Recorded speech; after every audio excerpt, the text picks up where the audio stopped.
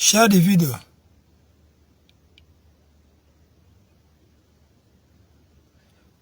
Because every I wash. Ụtụtụ ọma. Ụtụtụ ọma, efiọma, mgbede ọma. Good morning, good afternoon, good evening.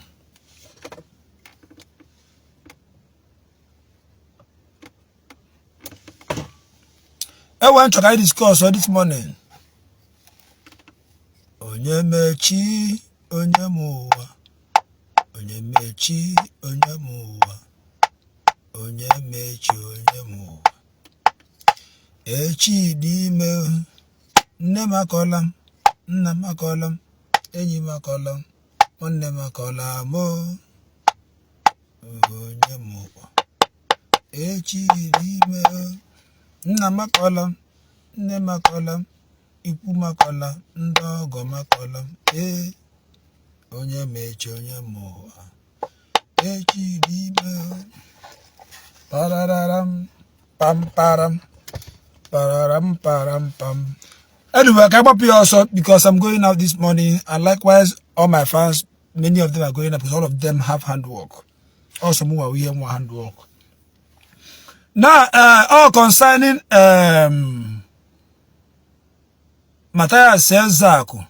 People are not seeing what I am seeing.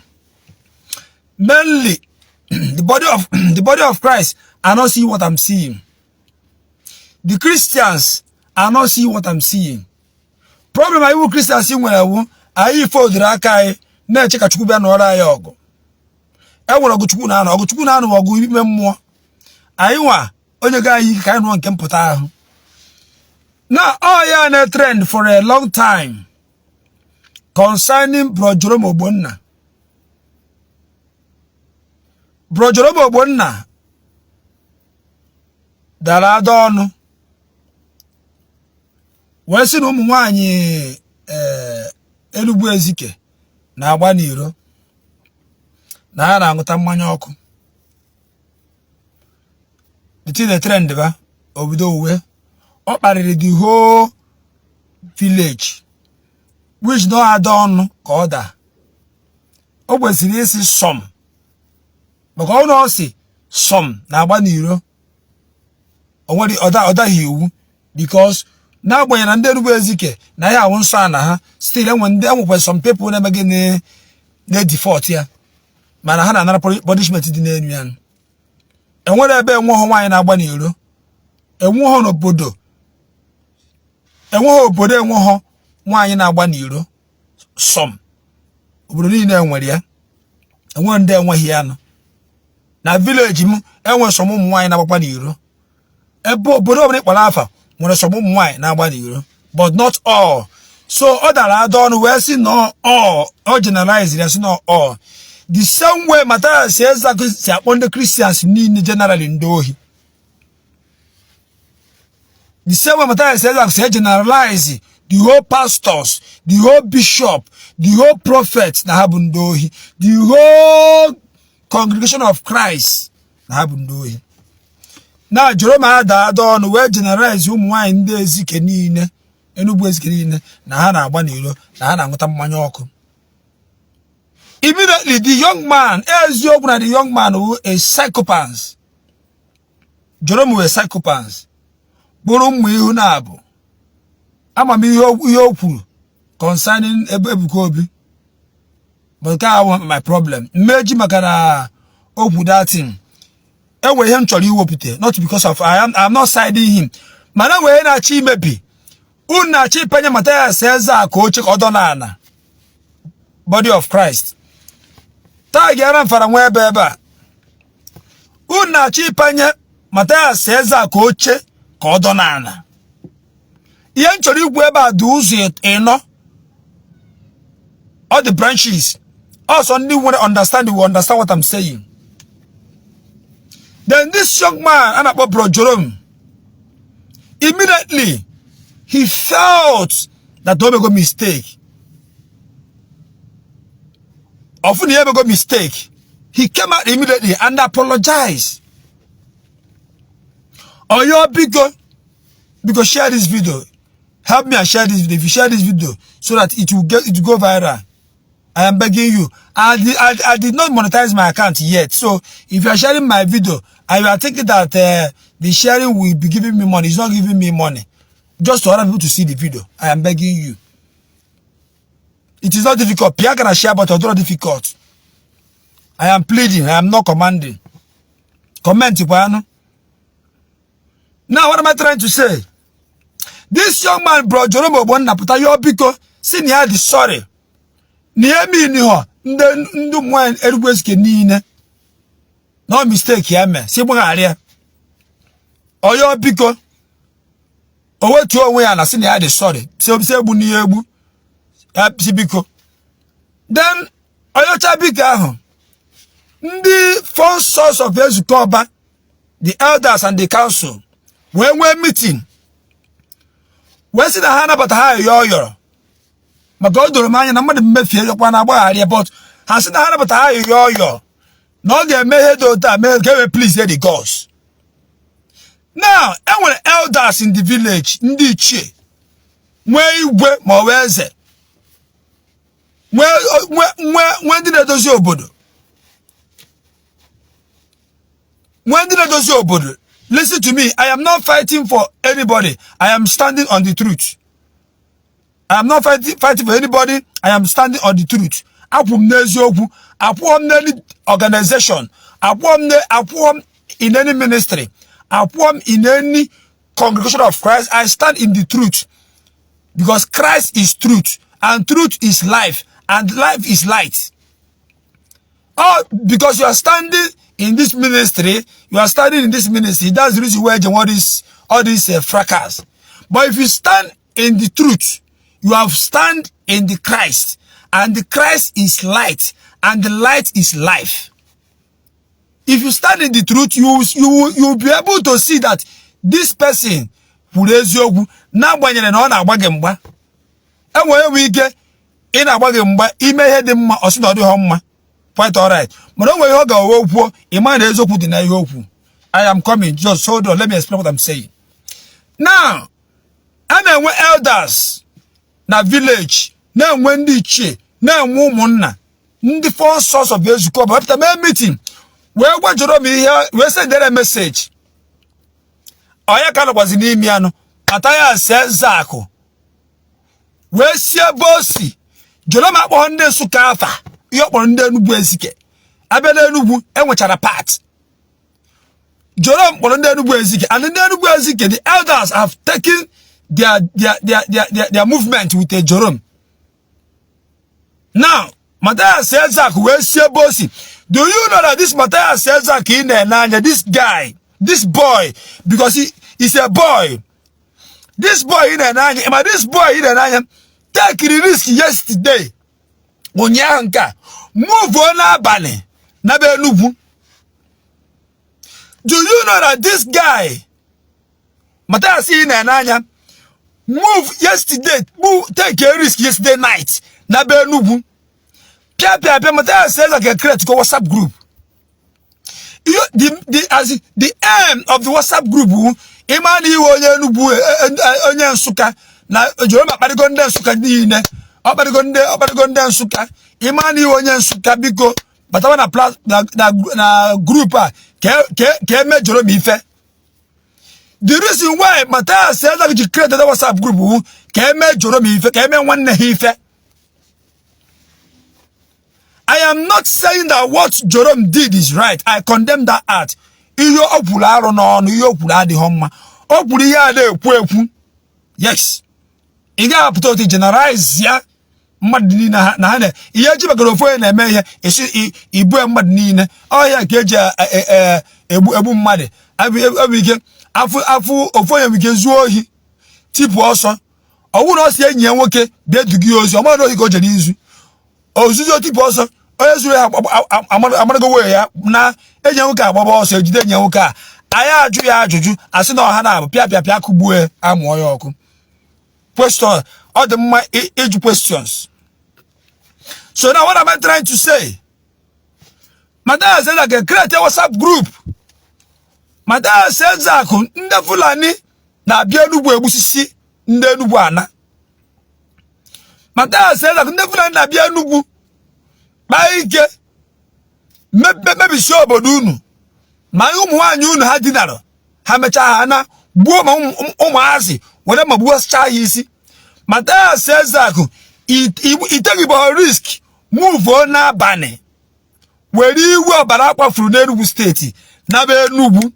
I create a WhatsApp group gba ndị youth Enugu niile onye ọ nabata na WhatsApp group a na ndị Fulani emego anyị ife. I create a such WhatsApp group. Igbo ha bịa ga-enwe such WhatsApp group so that ka enwe ike move jemebe a protest na government house. Ka abụ gọọmenti na ndị Fulani egbusisi unu. Remember such thing. Remember such thing in your life. Now, just because you an antichrist, you see that you believe in Christ, then allow them to believe you can. Now, you move, create a WhatsApp group immediately. The mission of the WhatsApp group, the reason of the WhatsApp group, we can measure me if all the reason, or what is also just came me if I don't Jerome egburo mmade. Jerome egbuho mmade. Ọ dara ada ọnụ. Mmade na-egbu ogwu make mistake.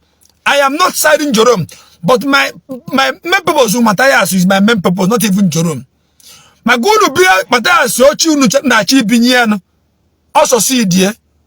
Ndị Christians unu ga know dia. Also see die unu ga know dia. Unu panyi oche.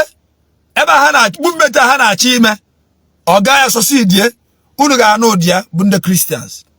Now Mathias Ezeaku have slapped the elders of Enugu Ezike, forces of Ezukoba. Mathias Ezeaku have insulted you people. Mathias Ezeaku have insulted the elders of Ezukoba, the forces of Ezukoba. I will prove it to you. The forces of Ezukoba have already taken their decision, have already taken their matter. The matter belongs to them. When decide there, how said the go Jerome Ozi? All this is Hannah Jerome. Now Mathias says like I happen poor. I happen to people on air. One night. Now we're in insecurity. Now we're over the home. Now Enugu State. This morning by 9 o'clock, I got police. Can you petition against Jerome? Kesidina akandi elders. Mwesi kanjo optana ndi Ezukobe was the elders. Optana kasula unuzu committee na unuzu ko enwe hisi.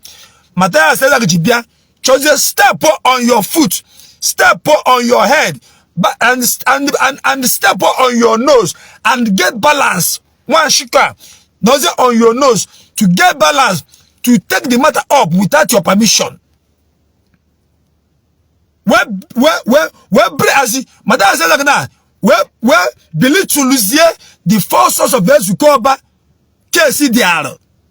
Believe to Mathias Ezeaku has belittled the forces of Ezukoba KC diaro. So Mathias Ezeaku abruga sende Ezukoba.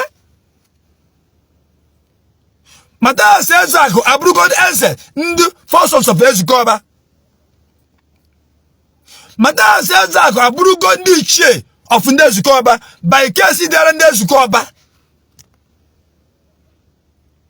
Mathias Ezeaku decided here on his own as Eze. Jerry the petition. Mike, listen to me, Mike. As we forget about Jerome fighting Ebugobi. I am talking about Mathias. You people are not understanding the area. This in Naga. Not even Jerome. Ezukoba should deal with Jerome. Hana has to Lord. Mathias Ezeaku unu na achi panyi yoche. I don't know.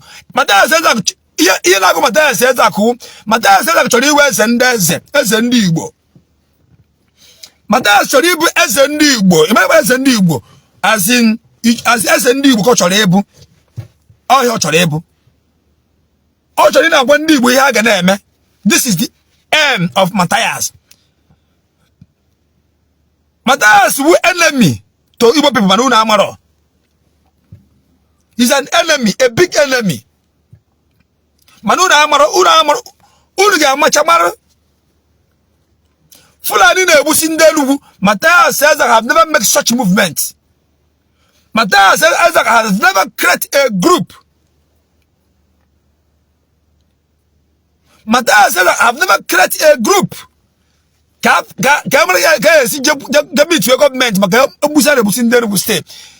never. The money that I don't make mistake. Apologize for on top of it. Matthias says one night. Onyaho. Na be nubu. Take a risk. Na we no boda drama. Kejebe police. Kejebe petition. Some group of Ndu Iberibe. Juna WhatsApp group ha. Kunut azi. Una tu ego. Unu tu ego. Eweje unu Jerome. Mana the same Matthias says Zaku. Moto onya aru adiro. Osunu bia tu ego. So Matthias says Zaku. Pepa. Ochi ime case. Okuru na ba tu ego. So you know na aruzi wu. Itu ego. Ewe me case. Ewazi yu jege eme. When are some people on the streets aru adiro. Some people need that money. Many poor people. Una atuego gather the money. When I got police, Enugu. Keve uronye dala donu. Yoro biko sibo area. Ya be mistake. Case ya dona ka Matthias so na kan de forces of Ezikoba. Matthias says that from nowhere take the case without the permission of Ezikoba. Manipulate is there manipulator. Size na suka bia. Jolobo ko nda suka afa, kwa nda Ezikoba ko afa. And nda Ezikoba ko afa zaria. Now, guess those is different from this Ezikoba, Bazenda Suka generally. Manipulate. Pia, or manipulate ya, otiota. You people are not seeing what I am seeing now. A time shall come, who will be this guy, Oche, in all a beg na akwaka. Edema, Edema. This guy, all on the police, be a beg, quarter like a baba. Borogo, get Oche. This is exactly what he want to do now. This is exactly what this guy want to use.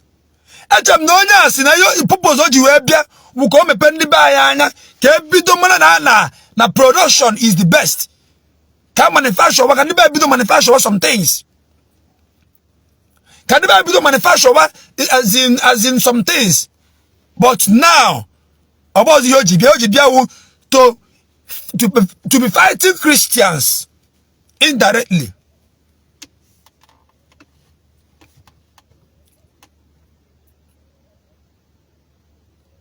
Aburo onye kwuru okwu a abụ onye church na ọwụ onye omenala kwuru okwu a. Matthias says that will never take this step. Bet me, put me anywhere. Aburo onye omenala kwuru okwu a. Matthias says that will never take this step. And onye omenala ahụ bịa si dosi gbaghara na eme mistake. Matthias says that we stood for that onye omenala. Oya asị oya kwano nwanne anyị dosi happy si gbaghara zie biko si happy. Mana maka na onye nwere ministry kwuru okwu a. Ọ chọrọ iji that opportunity. Ọ chọrọ iji that opportunity wee fight ya. Oh, you actually, man.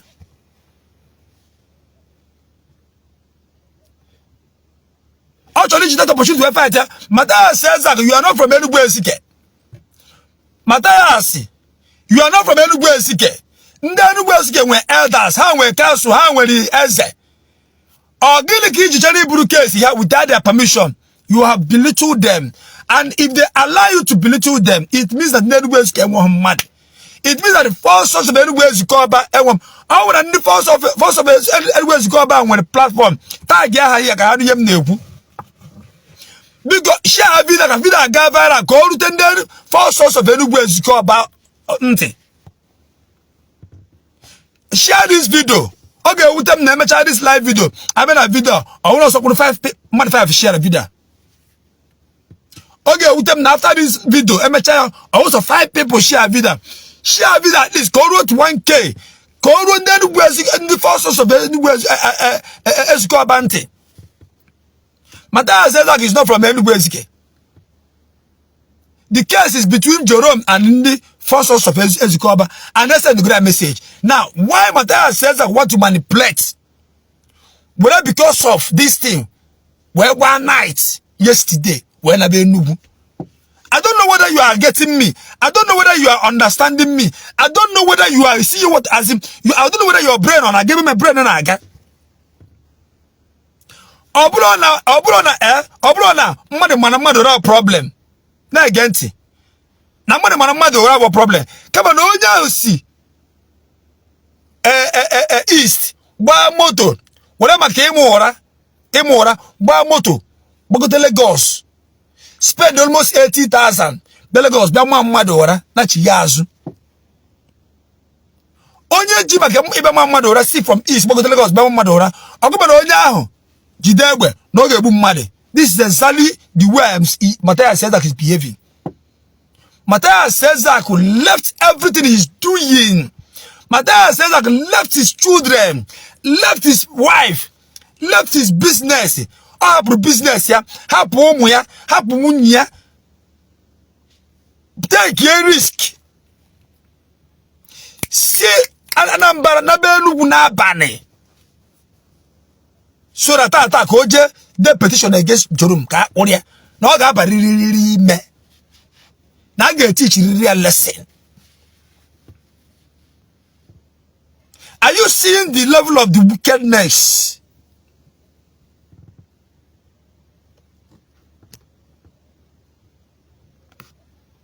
Are you seeing the heavy of the Obio Jonyawe? In a video Obio Jonyawe. Mathias Sezak na in the Christians every day. On a pastor, also Reverend ni neno Nigeria bundori. Oh, Mathias Sezak pudia. Na Reverend ni na pastor ni na bishop ni na father ni na ndi prophetess na Christians ni ga wonsisi. De osi na akpata ya ji ni cha.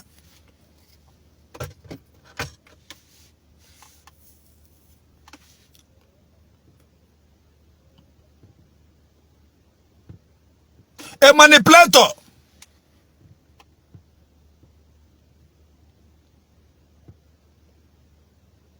The same Mathias Sezak kumbetinibu magremo against Pitobi. Ama mi yofu. Also, na any Christian ya fight Tinubu, na we can get Buddha Christian.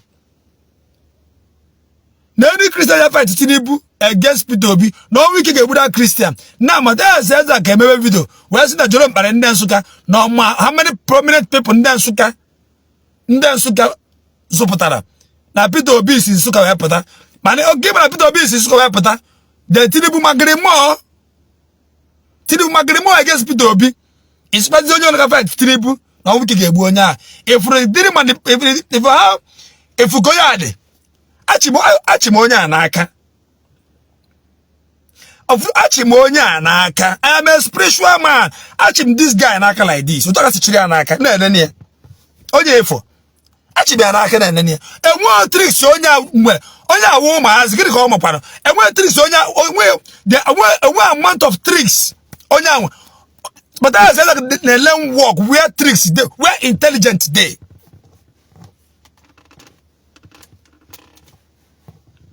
Mathias says that they learn walk where my intelligence as if you see me a job here to Mathias said they learn walk where in terms of intelligent out on the learn walk where as I'm telling you all the tricks here actually like this. I've already see where this guy is going. Man, some people feeling I don't care, but by the time we look at talk at the late.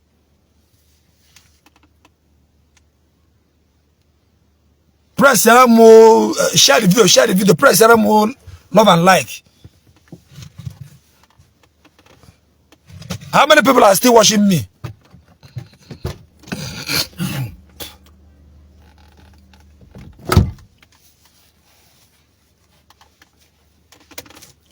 Yeah, the queen is here.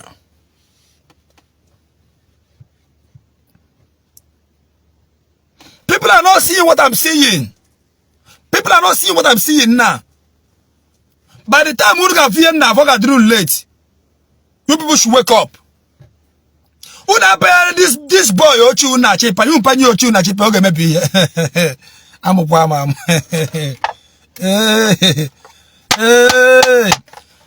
My God, today's date.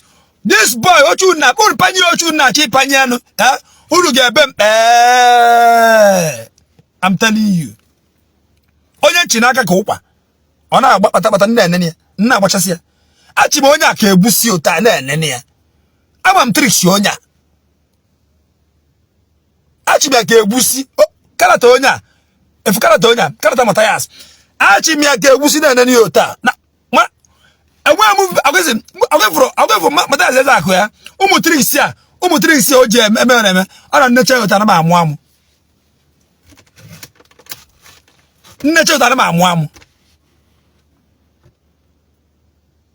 I take your risk na Enugu mgbe plan na egbusisi unu.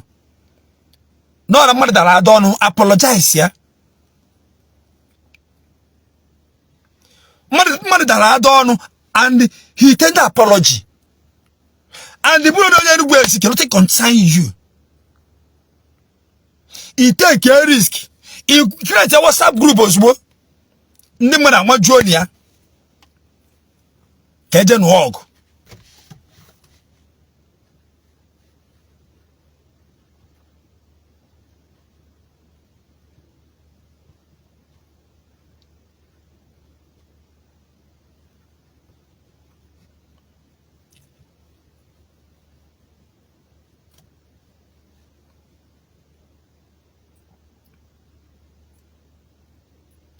Share this video. Can I watch up 9 o'clock or petition or just submit a petition? Can I Monanda Zukoba Mwekesi or send the Matthias? Matthias said I could send Matthias was in there and there's Zukoba. Or there's a petition. MSA Jerome invite. Iman get post Matthias says I can send there's as and there's Zukoba. That's the truth. Petition Matthias said I could do. I would have Jerome invite. The information. My next post official. Now Matthias says that Uzi Eze and the council and the elders of 4 sons of Ezukoba. Yes. That's why I go write them. I go celebrate them on my page. I will and Ezukoba mweke here. No has Matthias says I could take care of good and fine. And one problem about that. Manobu how much Matthias says I could take care of. How watching get to Donana. Nanya. How watching get to Donana. Nanya. Matthias says I go to meet here this petition. And when Jerome invite. A man I will post Matthias Ezako and I will announce to the general public na Matthias Ezako Uzi Eze Council Elders of Ndezukoba.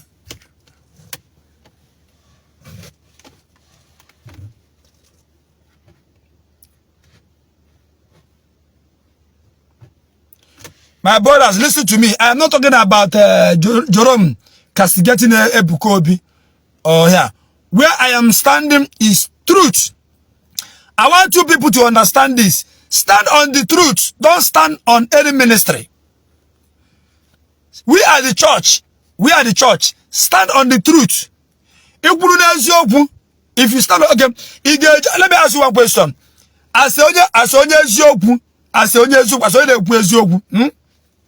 Let me give you an example.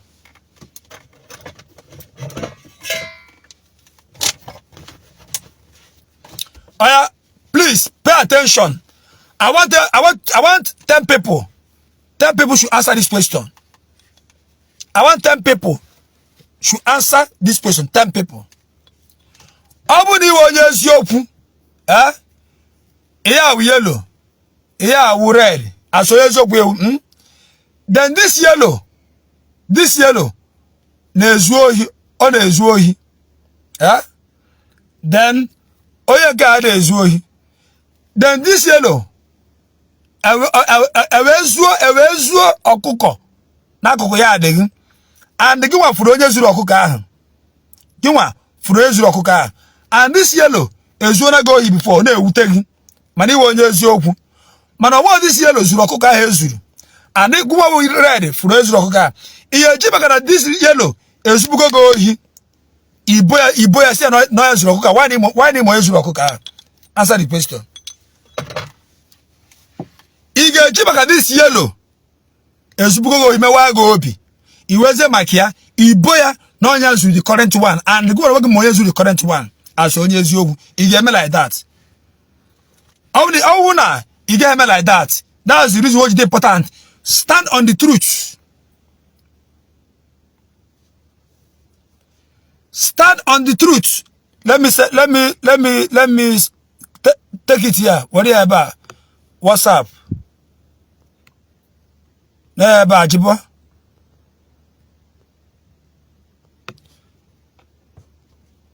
Ajiba, I said, go on, get what are you here? Going to get about?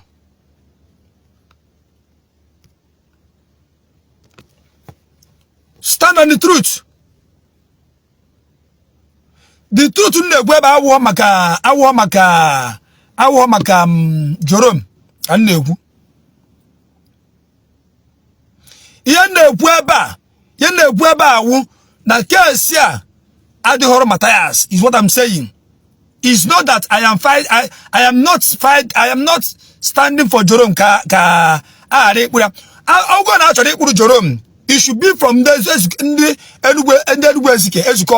council, not Matthias. That is my aim. That's what I'm saying. For you to understand it. Obu na chokodiri Jerome. Actually may invite. Ya were the four source of Ezukoba in the case there. Or the whole Matthias. If you should give Matthias this seat, this chance. Imokwa na orugwechi ino na begging. Ino na begging nuahro. Okay, spota. Bo wana begu biba porogo. Yes. I would have Matthias or make Jerome invite case I don't know Matthias. And in this go bed here. Yeah, I support to ya Magana Jerome castigate the Ebugobi. He went against support to Matthias. Always go and no support there. In on a beg no. The same Matthias, Magani Christian. All got a bug Buru. Yes, this is the area I'm going to. I don't know whether you're understanding it.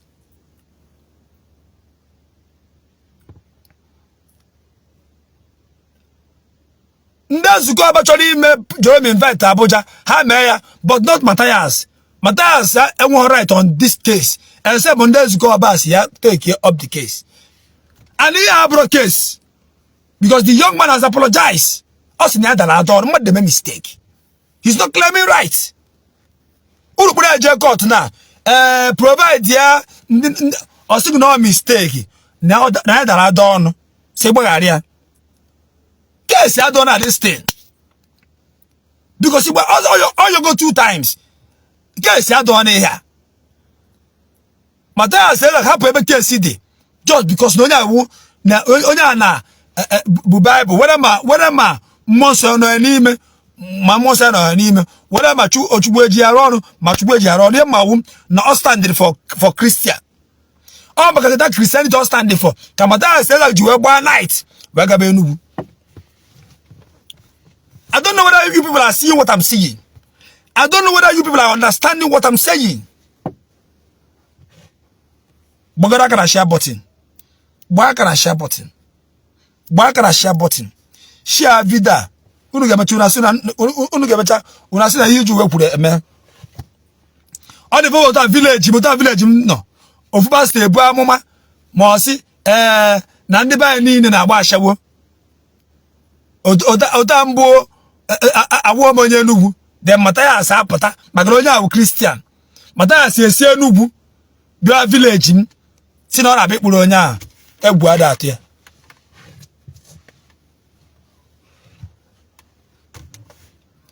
All the Matthias says like I am a war challenge, but I'm telling you,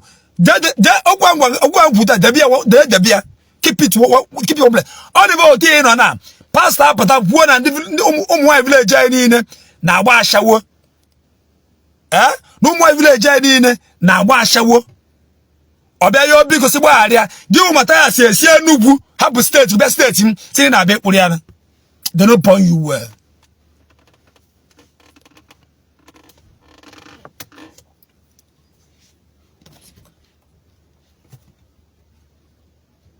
They don't born you well.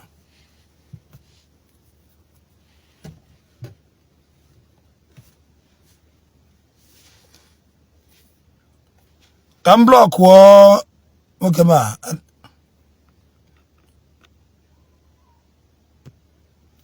You're not blocking. I didn't take a chance. You don't have anything here. I block on goes. I'm block on 2 for key. Block much to for key. I can see. Madame Budogi. I don't watching mother the key. Macamba check the key with Getchi. Inside I'm a peg. Much about to form key. I'm not to forget. I'm a muchana. A memiota. I don't know about dialing. So I carry the trouble. Here they go.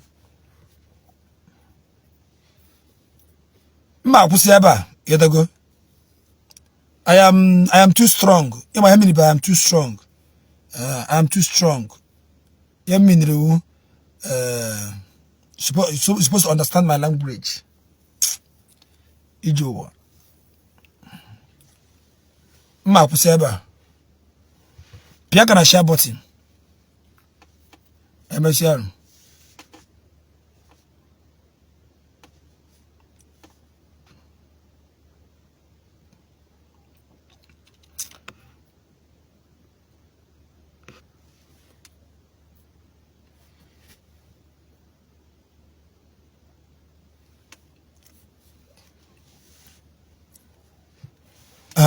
Which okay, Frank. Okay, Mathias Ezeaku have right to fight any crime.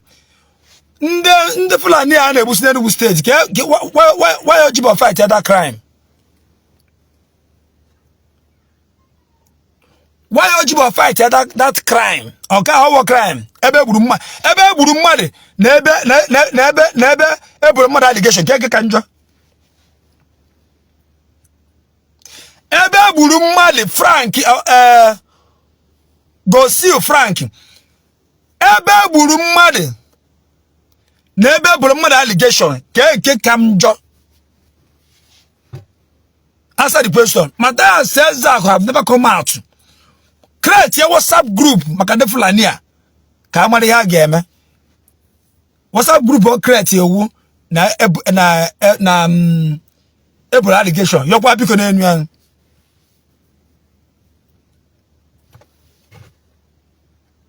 Abuna Mathias Ezeaku. Wele keep them fight and the Fulani. Oputa memenka ma support ya. All of that says you have to fight and the Fulani nebu na beha. Oputa was the memenka ma support ya. Man the Fulani nebu na beha obafu. What of all you state ya ni mad nando? Ebe ke Mathias opu makia. Oya nu state ya ni mad nando. Oya nu state ya ni mad nando. Apona Ezeaku ko gene. Mathias says go kumakia.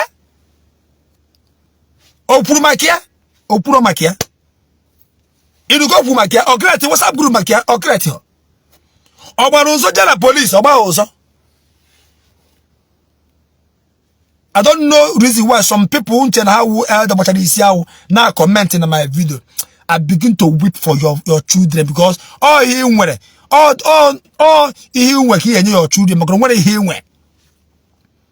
I see some elders what is here. Nchena ha my here. Hana comment but no kwoku. I begin to weep for their children. Their children can nebela akwa. Maka no here that's it here comment never come when a brain. Obo ya go transfer na debe nwe ya no.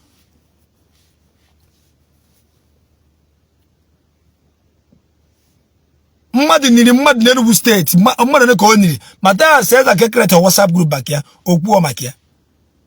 Nde Fulani na-egbu ndị Enugu state. Mathias says I create a WhatsApp group back here. O ma ha.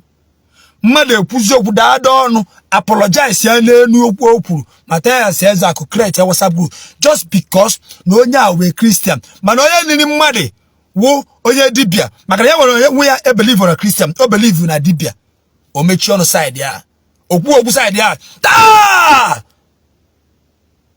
hey my head isi na agbuwa hey